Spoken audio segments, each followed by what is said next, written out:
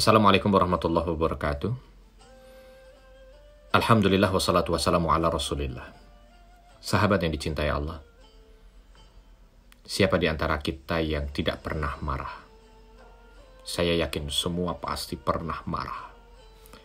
Tetapi kita perlu tahu bahwa ada penggalan hadis Nabi SAW ketika Nabi mengatakan kepada sahabatnya, La taghdab, jangan marah.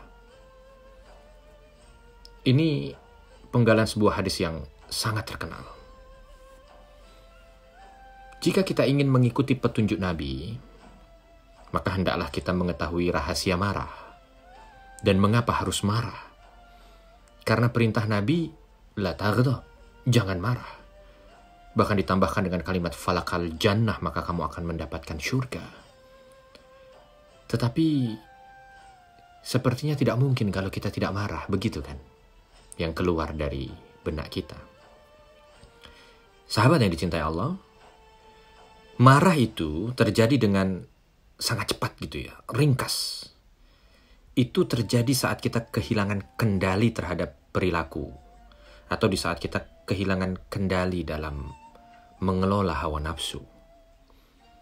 Kita marah ketika melarang dengan kalimat, perilaku, atau sikap. Ya, itu kadang-kadang begitu. Jadi kita hadir marah itu ketika kita itu lepas kendali.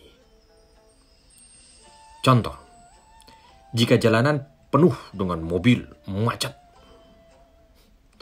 jangan marah. Perintahnya begitu. Karena kemarahan kita tidak akan mengubah lampu merah menjadi hijau, macet menjadi pudar. Maka jangan marah.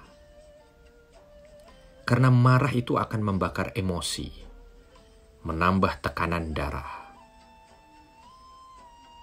Contoh lain, jika kita terlambat karena padatnya kendaraan, jangan marah.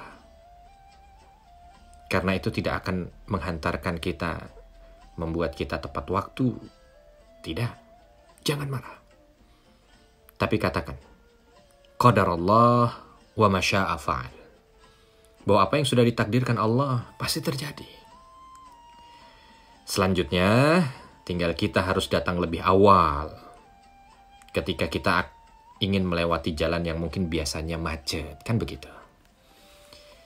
Jadi kita mencoba untuk melihat segala sesuatu yang hadir sebagai reaksi awal terhadap apa yang ada pada kita, ya kita harus mampu untuk bisa mengendalikan hawa nafsu kita.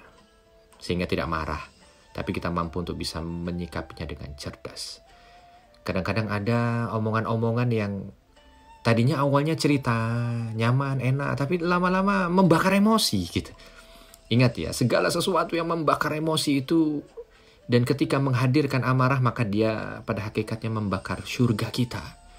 Maka segala sesuatu yang tidak harus dengan marah, ya tidak harus dengan marah. Ya.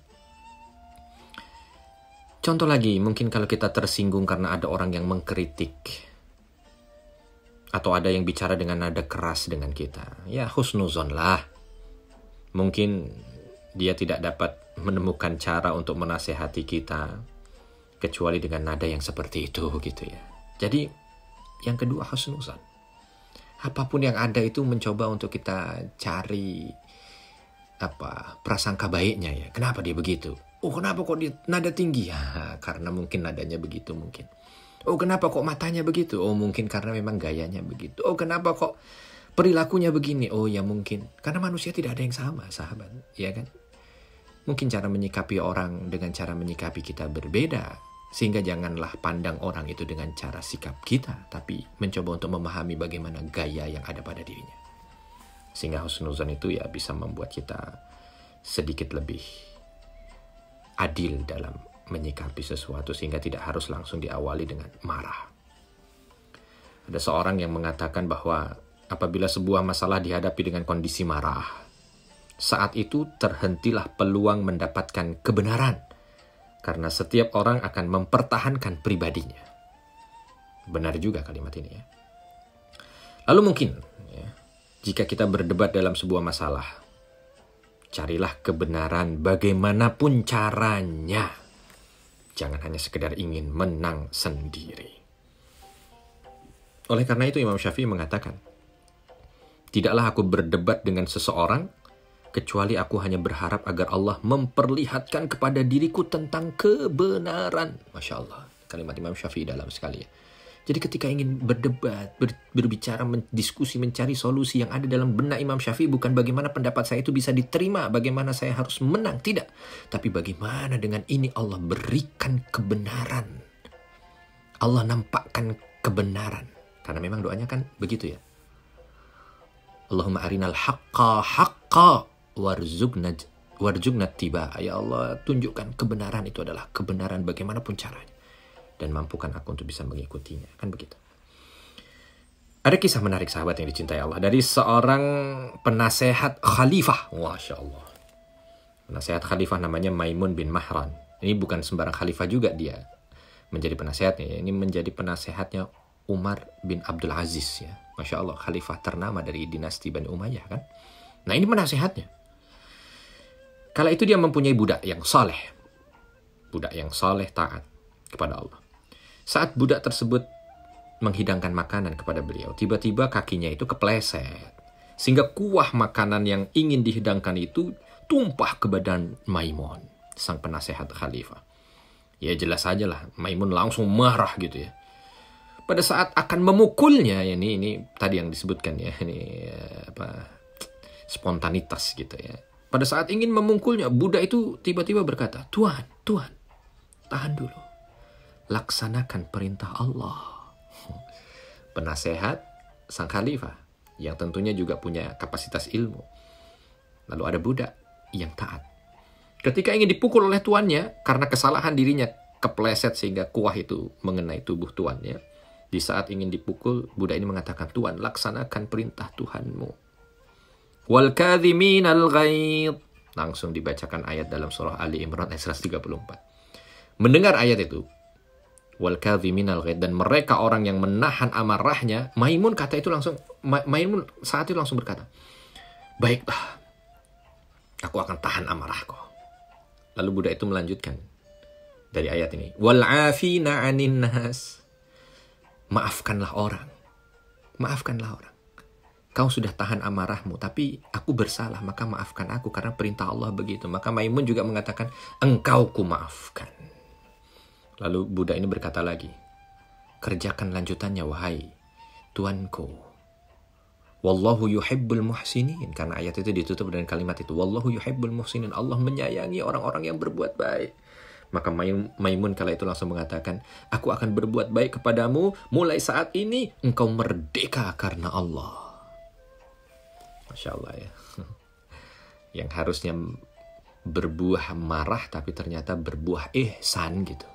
Contoh dari seorang penasehat khalifah Maimun bin Mahran. Yang bukan berarti mustahil bagi kita juga untuk bisa melaksanakan seperti apa yang dilaksanakan. Marah berbuah ihsan. Marah berbuah syurga kalau begitu. Rasulullah SAW memberi kabar gembira bagi orang yang menahan marah. Ya.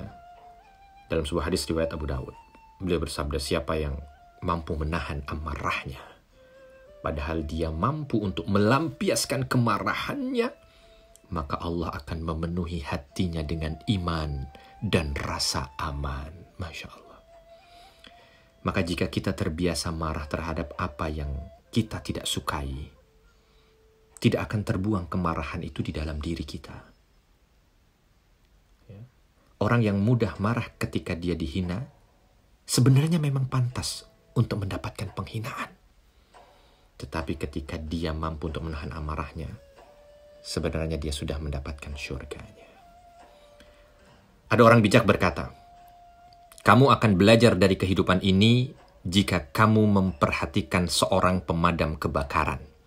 Dia mampu untuk mematikan api, tidak dengan api. Masya Allah. Mudah-mudahan Allah Subhanahu wa Ta'ala berikan kebaikannya kepada kita dunia dan akhirat.